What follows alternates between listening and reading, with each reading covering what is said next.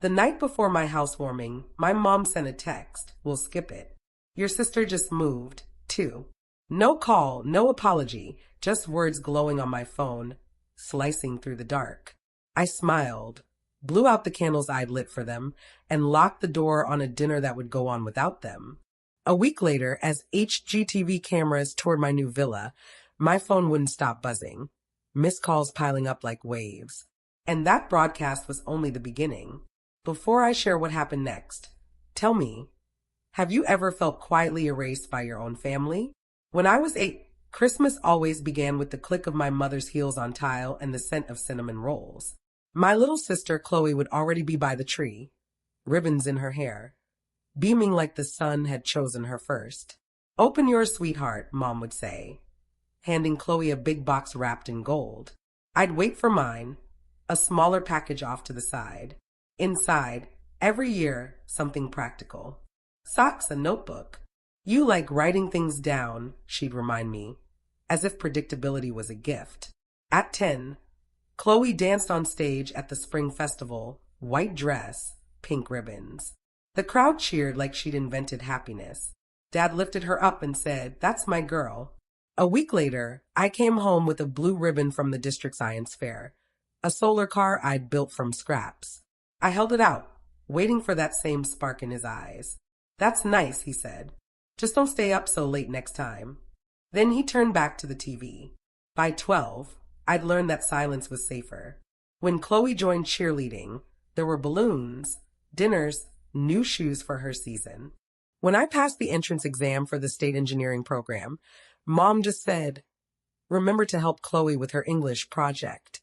It wasn't cruelty, just absence, a steady forgetting that settled like dust. I found my place in the old shed behind our house, where cedar and rust filled the air. I'd sit on the floor, sanding boards until my arms ached.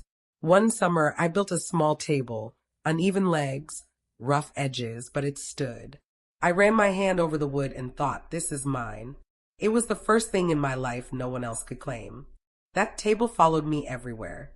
When I left for college on a scholarship, I left the family photos behind, but took that table. I refinished it, carried it up 3 flights of stairs to my dorm. It became my desk, my drafting table, the first prototype for every design I'd ever make. Mom always said Chloe was the heart of the family. Maybe she was, but I was the structure, the beams no one noticed until they cracked.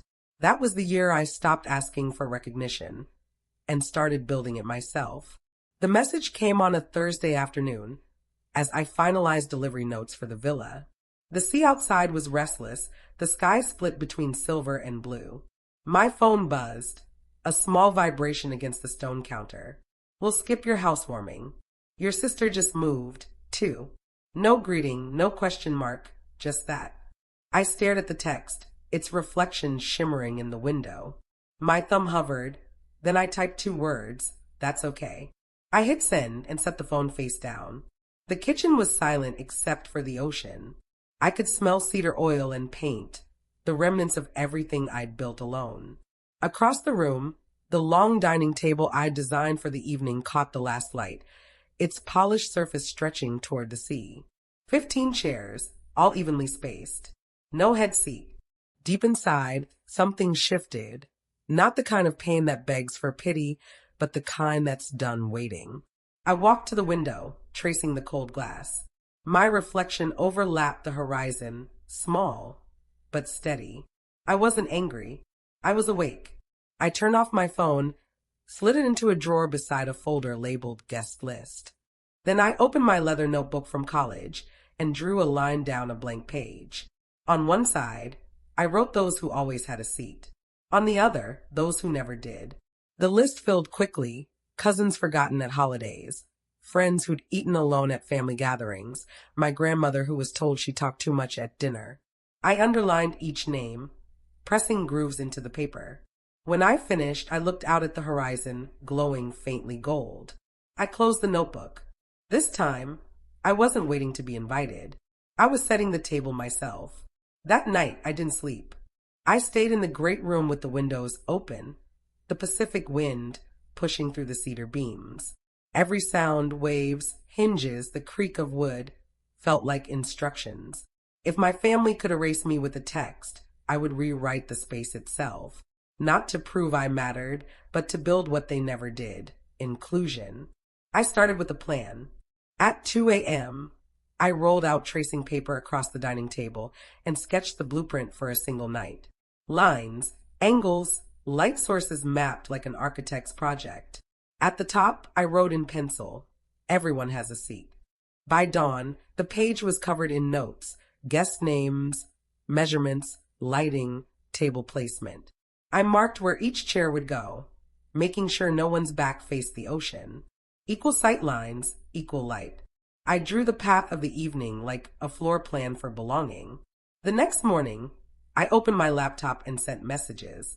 Short, direct. "Dinner this Saturday, my place by the coast. Come hungry."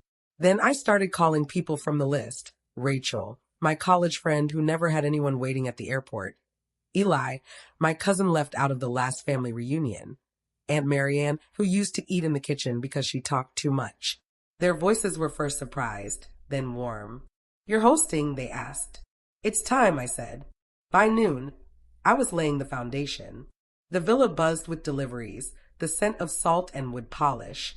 I moved with purpose, clipboard in hand, checking boxes like it was a construction site. Table linens, 15 settings, cream and gray. Candles unscented. Plates identical, no hierarchy in pattern or size. At the hardware store, I bought twine for hanging bulbs, marine clips, and waterproof cloth. When the clerk asked if I was throwing a party, I said quietly, something like that. He smiled, not knowing he was handing me the tools for a quiet revolution. Back at the villa, I moved from task to task, checked catering payments, signed for flowers, measured every candle's placement. Even when tension pressed behind my ribs, my hands stayed steady. When anger stirred, I touched the table's edge, feeling the wood grain until I was grounded. Margaret, the local chef, arrived that evening, a woman in her 50s with calm hands. As she unpacked ingredients, she asked, "What kind of dinner is this?" I paused, watching the sea fade to gray. "It's a table for people who stopped being invited." She smiled, as if she understood more than I'd said. The next 2 days moved like choreography. Lights strung low for warmth, wildflowers gathered from the cliffs, a faint mix of eucalyptus and lavender drifting through the hall. I left handwritten cards at every place, each one simple: "You belong here." On Friday evening, as I checked the glass panels for wind leaks, the HGTV crew arrived early. They'd filmed the villa months ago, and the producer wanted one last B-roll of the finished space. I agreed without thinking. The house had been born in silence. It should be seen that way, too. They filmed quietly, cameras gliding through golden light. No dialogue, just the ocean and the clink of dishes. I kept working while they filmed, tightening fixtures, adjusting chairs, brushing dust from the stone countertop. One cameraman whispered, "You move like you built it." I didn't answer. He wasn't wrong. By midnight, everything was ready. The great room glowed in soft amber. The oak table stretched toward the sea, linen smooth, cutlery gleaming, candles unlit. I stood at one end, the air cold on my skin. For a moment, I saw it as they would, a space made equal. No head seat, no stinging small talk, no comparisons, just chairs waiting. I walked the table's length, brushing each chair, 15 touches, small and deliberate. The same rhythm I used when checking beams for strength. Tap, press, move on. My own breath echoed against the glass. At the last chair, I paused. Outside, the waves crashed harder, as if rehearsing the soundtrack for what was coming. I checked my list one last time. Guests confirmed, deliveries settled, payments logged, every detail balanced. The next evening, headlights wound up the hill. Through the glass, I saw silhouettes stepping from cars, Rachel's children running to the door, Aunt Marianne with a pie. Their laughter carried over the sea. Inside, I lit the candles one by one. The flames swayed, reflecting in the glass until the whole horizon seemed alive with light. The table waited wide and even.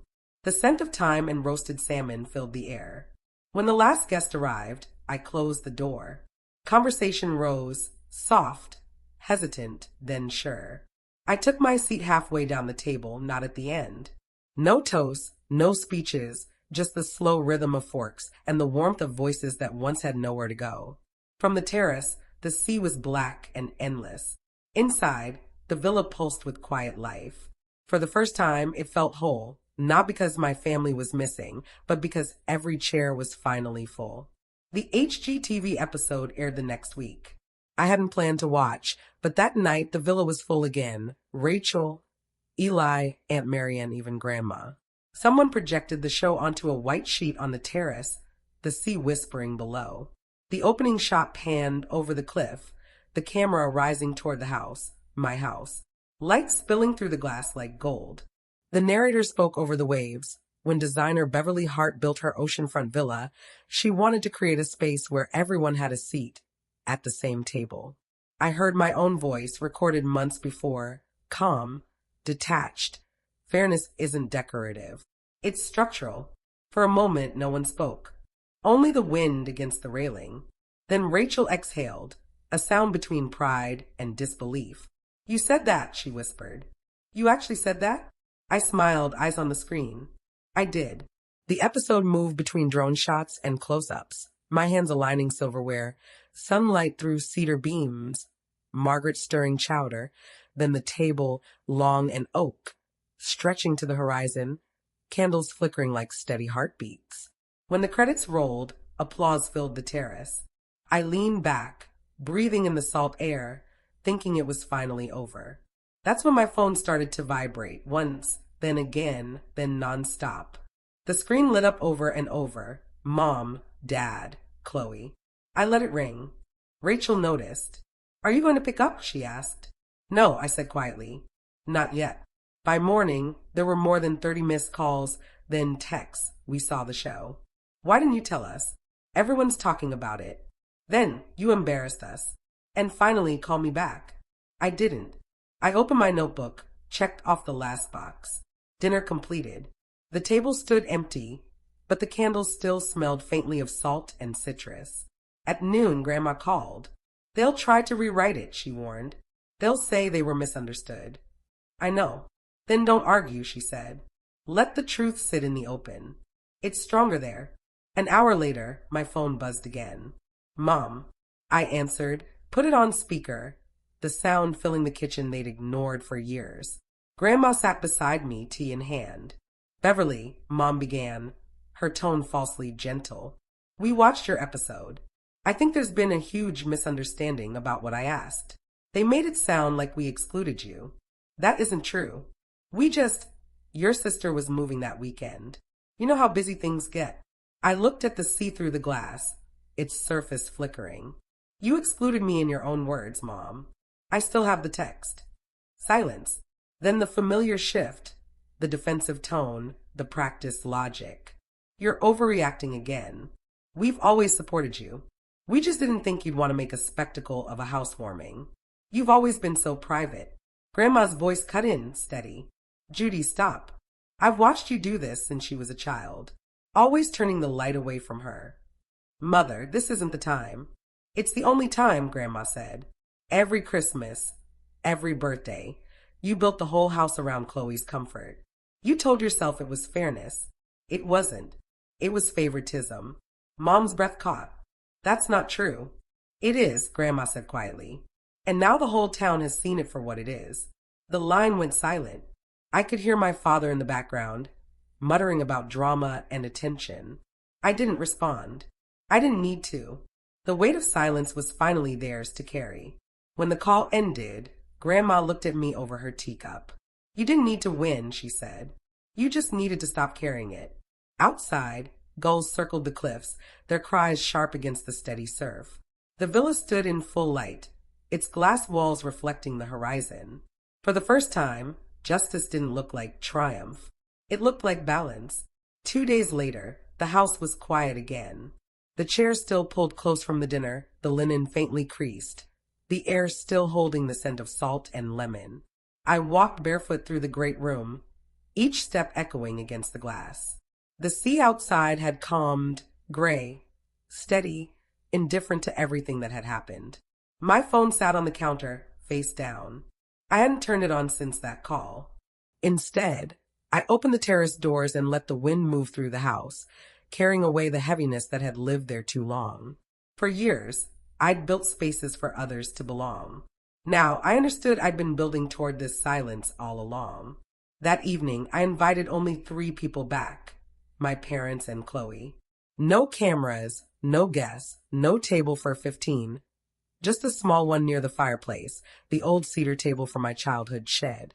Its surface still bore faint scars from when I first sanded it as a girl. I set 4 plates, poured wine, and waited. When they arrived, they looked smaller somehow, the sound of the ocean pressing behind them. My mother ran her fingers along the chair's edge. "It's beautiful," she whispered. "Different from what I imagined." "It's home," I said simply. Dinner was quiet. The fire crackled. My father complimented the food. Chloe stared at the table, her voice finally soft. "I didn't know," she said, "that it hurt that much." I nodded. I didn't know how to say it. No one apologized. No one had to. The silence between us wasn't war anymore. It was space. My mother exhaled, slow and unguarded. "You did good, Bev.